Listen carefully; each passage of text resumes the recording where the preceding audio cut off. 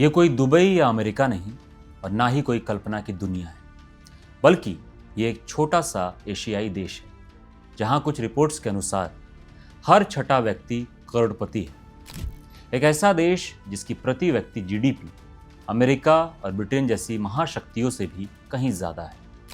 एक ऐसा देश जिसे दुनिया के सबसे अमीर, सबसे सुरक्षित और सबसे भविष्यवादी शहरों में गिना जाता है। ये सिंगापुर है।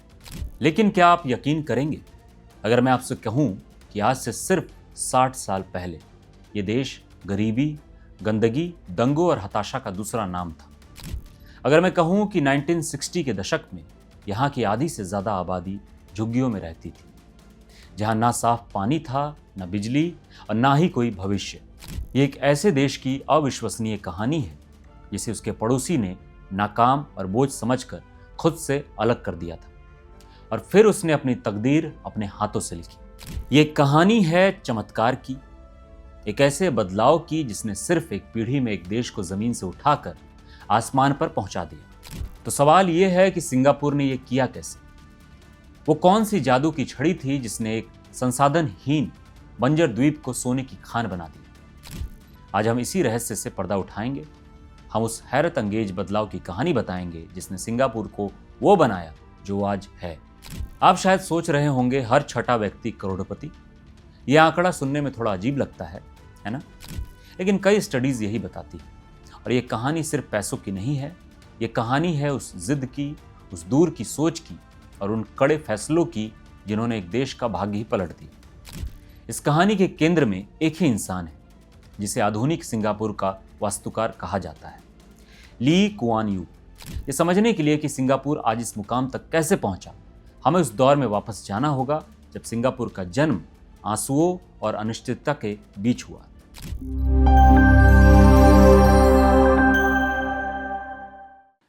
अगस्त 1965 ये वो तारीख थी जब सिंगापुर एक आज़ाद देश बना।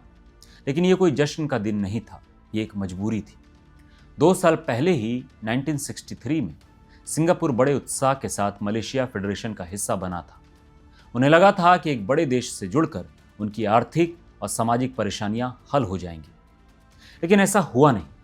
वैचारिक मतभेद और जातीय तनाव इतने बढ़ गए कि मलेशिया की संसद ने भारी बहुमत से सिंगापुर को फेडरेशन से बाहर फेंकने का फैसला कर लिया। उस दिन सिंगापुर के पहले प्रधानमंत्री ली कुआन यू एक प्रेस कॉन्फ्रेंस में दुनिया के सामने आए, लेकिन बोलते बोलते उनका गला भर आया और वो कैमरे पर ही रो पड़े। ये एक नेता के आंसू नहीं थे, ये एक ऐसे पिता के आंसू थे जिसके बच्चे का भविष्य अंधेरे में दिख रहा था। उन्होंने कहा, मेरे लिए ये एक दर्द का पल है। मैंने अपनी पूरी जिंदगी सिंगापुर और मलेशिया के विलय पर यकीन किया। उस समय सिंगापुर की हालत किसी बुरे सपने से कम नहीं थी। दिल्ली के आधे से भी कम आकार का ये छोटा सा द्वीप जिसके पास अपना कहने को कुछ भी नहीं था। पीने का साफ पानी तक पड़ोसी मलेशिया से आता था। खेती के लिए जमीन नहीं, कोई प्राकृतिक संसाधन नहीं जैसे तेल या खनिज। अर्थव्यवस्था पूरी तरह से ठप पड़ी थी। 1965 में प्रति व्यक्ति आय महज $516 के आसपास थी, जो उस समय के कई गरीब देशों के बराबर थी। बेरोजगारी 14% से भी ज़्यादा थी और आबादी का एक बड़ा हिस्सा अनपढ़ था। शहर झुग्गियों और बस्तियों से अटा पड़ा था, जहां लोग बेहद खराब हालत में जी रहे थे। 1947 की एक ब्रिटिश रिपोर्ट ने तो सिंगापुर को दुनिया की सबसे खराब झुग्गियों में से एक बताया था। ऊपर से समाज 3 बड़े जातीय समूहों, चीनी, मलय और भारतीय, में बटा था, जिनके बीच अक्सर हिंसक दंगे होते रहते थे। पूरी दुनिया ने मान लिया था कि सिंगापुर एक नाकाम राष्ट्र साबित होगा। एक देश जिसके पास ना जमीन है, ना संसाधन, ना पानी और ना ही एकजुट लोग, वो भला कैसे जिंदा रहेगा? ये एक ऐसे नामुमकिन चुनौती की शुरुआत थी, एक ऐसी चुनौती जिसे स्वीकार करने का साहस सिर्फ एक ही व्यक्ति में था, Lee Kuan Yew. Lee Kuan Yew सिर्फ एक प्रधानमंत्री नहीं थे, वो एक ऐसे दूरदर्शी थे जिन्होंने सिंगापुर की निराशा में एक मौका देखा। उन्होंने आंसू पोंछे और फैसला किया कि वो सिंगापुर को रोने और शिकायत करने वाला देश नहीं बनने देंगे। वे इसे एक ऐसा राष्ट्र बनाएंगे जिसकी मिसाल पूरी दुनिया देगी। उनका सपना था तीसरी दुनिया के क्षेत्र में एक पहली दुनिया का न खालिस्तान बनाना। यह ख्याल उस समय पागलपन लगता था, लेकिन ली कुआन यू एक ज़मीनी हकीकत वाले इंसान थे। वो जानते थे कि भाषणों और नारों से देश नहीं चलते, देश चलते हैं ठोस नीतियों और कड़े अनुशासन से। उन्होंने महसूस किया कि सिंगापुर के पास सिर्फ एक ही संसाधन है, उसके लोग, और अगर इस संसाधन को सही से तराशा जाए तो ये किसी भी तेल के कुएं या सोने की खान से ज़्यादा कीमती साबित हो सकता है। ली और उनकी टीम ने एक ऐसी रणनीति बनाई जो 4 मजबूत स्तंभों पर खड़ी थी। यही वो 4 स्तंभ हैं जिन्होंने सिंगापुर के चमत्कार की नींव रखी। एक एक करके इन फैसलों ने सिंगापुर की हर एक कमजोरी को उसकी सबसे बड़ी ताकत में बदल दिया। पहला स्तंभ, भ्रष्टाचार पर प्रहार, अनुशासन का राज। ली का मानना था कि विकास की पहली शर्त एक साफ सुथरी और ईमानदार व्यवस्था है। 1959 में जब उन्होंने सत्ता संभाली तो सरकारी दफ्तरों में घुसखोरी आम बात थी। उनका पहला और सबसे कठोर वार इसी भ्रष्टाचार की जड़ों पर था। इसके लिए उन्होंने 1952 में बने करप्ट प्रैक्टिसेस इन्वेस्टिगेशन ब्यूरो को जबरदस्त शक्तियां दी। ये एजेंसी सीधे प्रधानमंत्री को रिपोर्ट करती थी, जिसका मतलब था कि कोई भी मंत्री या बड़ा अधिकारी जांच में दखल नहीं दे सकता था। CPIB को किसी भी व्यक्ति, चाहे वो कितना भी ताकतवर क्यों ना हो, कि जांच करने, उसके बैंक खाते खंगालने और कुछ मामलों में गिरफ्तार करने का भी अधिकार दिया गया। कानून इतने सख्त बनाया गया कि रिश्वत लेना तो दूर, अगर कोई सरकारी अधिकारी अपना आय से ज़्यादा संपत्ति के साथ पकड़ा जाता तो उसे ही ये साबित करना पड़ता कि यह पैसा उसने ईमानदारी से कमाया है। ऐसा न कर पाने पर उसकी संपत्ति जब्त कर ली जाती थी। भ्रष्टाचार के मामलों के लिए स्पेशल कोर्ट बने और सजाएं बहुत कठोर थी, जिनमें लंबी जेल और भारी जुर्माना शामिल था। संदेश एकदम साफ था, सिंगापुर में भ्रष्टाचार के लिए कोई जगह नहीं है। ये जीरो टॉलरेंस नीति सिर्फ बड़े अधिकारियों तक ही नहीं रुकी। आम नागरिकों में अनुशासन लाने के लिए भी कड़े नियम बने। सड़क पर थूकने, कूड़ा फेंकने या पब्लिक टॉयलेट इस्तेमाल करने के बाद फ्लश न करने पर भी भारी जुर्माना लगाया गया। सार्वजनिक जगहों को साफ रखने के लिए च्युइंगम के आयात और बिक्री पर लगभग पूरी तरह से प्रतिबंध लगा दिया गया।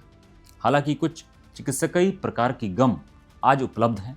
कई लोगों ने इन कानूनों को तानाशाही कहा, लेकिन ली का मानना था कि एक अनुशासित समाज ही तरक्की की पहली सीढ़ी है। इस सख्ती का नतीजा ये हुआ कि सिंगापुर दुनिया के सबसे कम भ्रष्ट देशों में से एक बन गया। इसने एक स्थिर और भरोसेमंद माहौल बनाया, जिसने विदेशी निवेशकों को यह विश्वास दिलाया कि सिंगापुर में उनका पैसा सुरक्षित है और उन्हें काम करवाने के लिए किसी को घूस नहीं देनी पड़ेगी। यह सिंगापुर के आर्थिक विकास का पहला और सबसे जरूरी कदम था। दूसरा स्तंभ, झुग्गियों से आलीशान घरों तक सबके लिए एक छत। 1960 के दशक में सिंगापुर की सबसे बड़ी चुनौतियों में से एक थी रहने की जगह। ज़्यादातर आबादी भीड़भाड़ वाली गंदी झुग्गियों में रहती थी, जहां बीमारियां और अपराध आम थे। ली कुआन यू जानते थे कि जब तक लोगों के सिर पर एक अच्छी छत नहीं होगी, वो देश के विकास में योगदान नहीं दे पाएंगे। एक नागरिक जिसका देश में अपना घर होता है, वो देश की स्थिरता और तरक्की में ज़्यादा हिस्सेदारी महसूस करता है। इसी सोच के साथ 1960 में हाउसिंग एंड डेवलपमेंट बोर्ड बनाया गया। SDB का मिशन सिर्फ घर बनाना ही नहीं था, बल्कि लोगों को घर का मालिक बनाना था। सरकार ने बड़े पैमाने पर ज़मीन का अधिग्रहण किया और उस पर अच्छी क्वालिटी वाले पब्लिक हाउसिंग फ्लैट्स बनाने शुरू कर दिए। लेकिन असली जादू इन फ्लैट्स को बेचने के तरीके में था। सरकार ने इन घरों पर भारी सब्सिडी दी, जिससे वो बाजार भाव से बहुत सस्ते हो गए। इसके अलावा सरकार ने नागरिकों को अपने अनिवार्य pension fund, central provident fund के पैसे का इस्तेमाल इन घरों को खरीदने के लिए डाउन पेमेंट और लोन की किस्तें चुकाने में करने की इजाज़त दे दी। इसका मतलब था कि आम नौकरी करने वाला इंसान भी बिना किसी बड़ी बचत के अपने घर का मालिक बन सकता था। HDB ने सिर्फ कंक्रीट के जंगल नहीं खड़े किए, उन्होंने सुनियोजित टाउनशिप बनाई, जहां हर कॉलोनी में अपना बाजार, स्कूल, क्लिनिक, पार्क और कम्युनिटी सेंटर होता था। और सामाजिक एकता को बढ़ावा देने के लिए HDB ने एथनिक इंटीग्रेशन पॉलिसी लागू की। इसके तहत हर हाउसिंग ब्लॉक में चीनी, मलय और भारतीय मूल के परिवारों के लिए एक कोटा तय किया गया। इससे यह पक्का हुआ कि अलग अलग नस्ल के लोग एक दूसरे के पड़ोसी बने, एक दूसरे के त्योहारों में शामिल हो और उनके बच्चे एक साथ खेले कूदे। इसने सिंगापुर के समाज को जोड़ने और जातीय दंगों को हमेशा के लिए खत्म करने में बहुत बड़ी भूमिका निभाई। आज सिंगापुर की लगभग 80% आबादी HDB फ्लैट्स में रहती है और उनमें से करीब 90% लोग अपने घर के मालिक हैं। ये दुनिया में सबसे ज़्यादा होम ऑनरशिप दरों में से एक है। इस एक नीति ने न केवल आवास संकट को हल किया, बल्कि लाखों परिवारों के लिए संपत्ति बनाई, क्योंकि वक्त के साथ इन घरों की कीमतें बढ़ती गई। इसने लोगों को स्थिरता दी और देश में उनकी हिस्सेदारी का एक ठोस सबूत दिया। यह सफ़र हैरत अंगेज है ना? कैसे सिर्फ 2 सरल लेकिन साहसी कदमों ने एक देश की नींव ही बदल दी।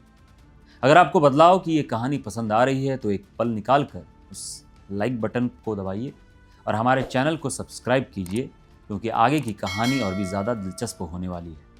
हम जानेंगे कि कैसे सिंगापुर ने अपने इकलौते संसाधन, अपने लोगों को दुनिया में सबसे कीमती बना दिया।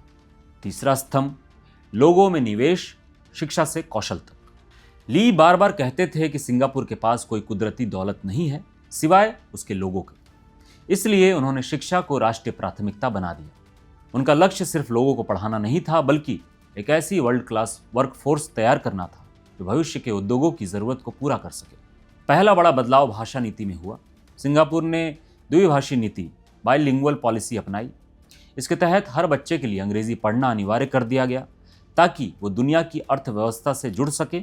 साथ ही उन्हें अपनी मातृभाषा, चाहे वो मैंडरिन, मलय या तमिल हो, भी सीखनी होती थी ताकि वो अपनी सांस्कृतिक जड़ों से जुड़े रहें। अंग्रेजी ने सिंगापुर को दुनिया भर की कंपनियों के लिए एक पसंदीदा जगह बना दिया, क्योंकि यहाँ उन्हें बातचीत करने में कोई मुश्किल नहीं होती थी। दूसरा, शिक्षा प्रणाली को पूरी तरह से प्रैक्टिकल और स्किल ओरिएंटेड बनाया गया। रट्टा मारने वाली पढ़ाई की जगह तकनीकी कौशल, विज्ञान, गणित और इंजीनियरिंग पर जोर दिया गया। स्कूलों और कॉलेजों को उद्योगों के साथ मिलकर काम करने के लिए कहा गया ताकि जो पढ़ाया जा रहा है वो बाजार की ज़रूरतों से मेल खाता हो। सरकार ने वोकेशनल ट्रेनिंग इंस्टीट्यूट और पॉलिटेक्निक का एक बड़ा नेटवर्क खड़ा किया ताकि एक हुनरमंद तकनीकी वर्कफोर्स तैयार हो सके। सरकार ने दुनिया भर से बेहतरीन टैलेंट को खींचने के लिए भी अपनी बाहें खोल दी। उन्होंने विदेशी विशेषज्ञों, इंजीनियरों और मैनेजर्स को सिंगापुर आकर काम करने और बसने के लिए प्रोत्साहित किया, जिससे एक ज़बरदस्त टैलेंट पूल तैयार हुआ। इस शिक्षा क्रांति का असर कमाल हुआ। कुछ ही दशकों में सिंगापुर की अनपढ़ आबादी एक पढ़ी लिखी और हुनरमंद वर्कफोर्स में बदल गई। जब 1970 और 80 के दशक में दुनिया भर की मल्टीनेशनल कंपनियां एशिया में अपनी फैक्ट्री और ऑफिस खोलने के लिए जगह तलाश रही थी, तो सिंगापुर उनकी पहली पसंद बना, क्योंकि यहाँ उन्हें न सिर्फ एक स्थिर और भ्रष्टाचार मुक्त माहौल मिला, बल्कि एक ऐसी अंग्रेजी बोलने वाली, मेहनती और कुशल वर्कफोर्स भी मिला जो कहीं और नहीं थी। चौथा स्तंभ, दुनिया के लिए दरवाजे खोलना, व्यापार का केंद्र। सिंगापुर की सफलता का चौथा और आखिरी स्तंभ उसकी खुली आर्थिक नीति थी। ली ये समझ गए थे कि एक छोटे से देश के लिए, जिसका अपना कोई घरेलू बाजार नहीं है, तरक्की का एक ही रास्ता है, दुनिया के लिए खुद को जरूरी बना देना। उन्होंने सिंगापुर को एक ग्लोबल बिजनेस हब बनाने का लक्ष्य रखा। इसके लिए इकोनॉमिक डेवलपमेंट बोर्ड का गठन किया गया, जिसका काम दुनिया भर की कंपनियों को सिंगापुर में निवेश करने के लिए खींच कर लाना था। ईडीबी ने एक शिकारी की तरह काम किया। उन्होंने उन उद्योगों को पहचाना जिन्हें सिंगापुर आकर्षित कर सकता था, जैसे इलेक्ट्रॉनिक्स, पेट्रोकेमिकल्स और फाइनेंशियली सर्विसेज, और फिर दुनिया की बड़ी बड़ी कंपनियों के पास जाकर उन्हें सिंगापुर में अपना बेस बनाने के लिए मनाया। कंपनियों को लुभाने के लिए एक आकर्षक पैकेज पेश किया गया। कॉरपोरेट टैक्स की दरें बहुत कम रखी गई। शुरुआती कुछ सालों के लिए कंपनियों को टैक्स में पूरी छूट दी गई। कम टैक्स, कॉरपोरेट टैक्स की दरें बहुत कम रखी गई। टैक्स हॉलिडे, शुरुआती कुछ सालों के लिए कंपनियों को टैक्स में पूरी छूट दी गई। वर्ल्ड क्लास इंफ्रास्ट्रक्चर, सरकार ने बंदरगाह, एयरपोर्ट, सड़कों और कम्युनिकेशन नेटवर्क बनाने में भारी निवेश किया। सिंगापुर का बंदरगाह दुनिया के सबसे व्यस्त बंदरगाहों में से एक बन गया और चांगी एयरपोर्ट लगातार दुनिया के सबसे अच्छे एयरपोर्ट्स में शुमार होता रहा। राजनीतिक स्थिरता और कानून का राज, कंपनियों को यह भरोसा दिया गया कि यहाँ नीतियाँ रातों रात नहीं बदलेंगी और उनका निवेश महफूज रहेगा। यह रणनीति ज़बरदस्त कामयाब रही। जनरल इलेक्ट्रिक, शेल और हेवलेट पैकार्ड जैसी दर्जनों बड़ी कंपनियां सिंगापुर में अपनी फैक्ट्रियां और क्षेत्रीय मुख्यालय खोलने लगी। इससे न केवल देश में विदेशी पैसा आया, बल्कि हजारों अच्छी तनख्वाह वाली नौकरियां भी पैदा हुई। सिंगापुर धीरे धीरे सिर्फ एक मैन्युफैक्चरिंग हब से आगे बढ़कर एक बड़ा फाइनेंशियली सेंटर बन गया। इन चार स्तंभों, भ्रष्टाचार का अंत, सबके लिए घर, शिक्षित नागरिक और खुली अर्थव्यवस्था ने मिलकर एक ऐसा मजबूत ढांचा तैयार किया जिस पर आज के आधुनिक सिंगापुर की शानदार इमारत खड़ी है। तो उन फैसलों का आज क्या नतीजा है? आज का सिंगापुर ली कुआन यू के उस सपने का जीता जागता सबूत है जो देश कभी झुग्गियों से भरा था। आज वहां दुनिया की सबसे शानदार गगनचुंबी इमारतें हैं।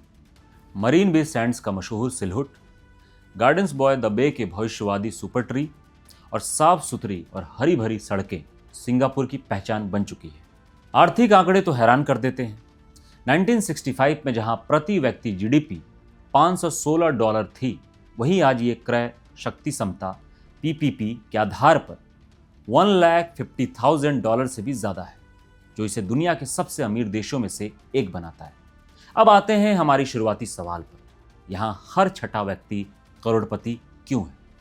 इसका जवाब उन्हीं 4 स्तंभों में छिपा है। एचडीबी नीति की वजह से ज़्यादातर सिंगापुर के लोगों के पास अपना घर है। पिछले 50-60 सालों में इन घरों की कीमत कई गुना बढ़ गई, जिससे हर परिवार के पास अपने आप एक बड़ी संपत्ति तैयार हो गई। शिक्षा में निवेश और एमएनसीज को आकर्षित करने की नीति के कारण यहाँ के लोगों को हाई स्किल वाली, ज़्यादा तनख्वाह वाली नौकरियाँ मिली। अनिवार्य सीपीएफ पेंशन योजना ने लोगों में बचत की आदत डाली, जिससे रिटायरमेंट तक उनके पास एक बड़ा फंड जमा हो जाता है। स्थिर अर्थव्यवस्था और मजबूत सिंगापुर डॉलर ने लोगों की संपत्ति को सुरक्षित रखा और उसे बढ़ने का मौका दिया।